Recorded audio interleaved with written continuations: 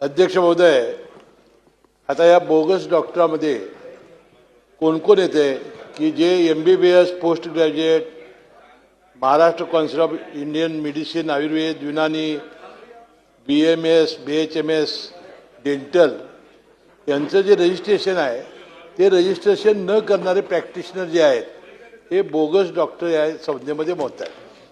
आता याचा उल्लेख सन्मान्य सदस्यांनी केला. 2015 ते 2026 पर्यंत अशा 89 आपल्याकडं गुन्हे दाखल झाले.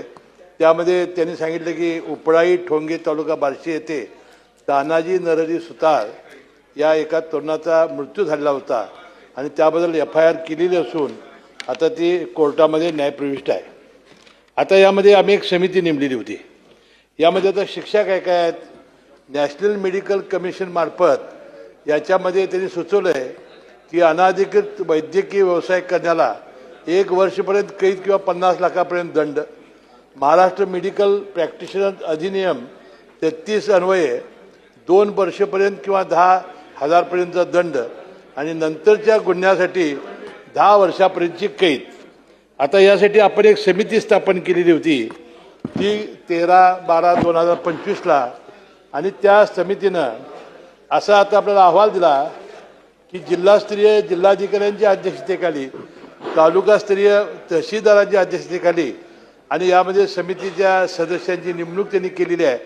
आणि या समितीनं यामध्ये सातत्याने पाठपुरावा करून अशा बोगस डॉक्टरांच्या विरुद्ध फौजदारी खटले दाखल करायचे आहे.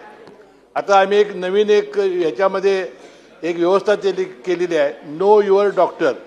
महाराष्ट्र वैद्यकीय परिषदेकडून नो युअर डॉक्टर ही QR प्रणालीची मोहीम राबवण्यात येते आणि QR कोड स्कॅन करता डॉक्टर नोंदणीकृत आहे की नाही याची माहिती राज्याला उपलब्ध होते.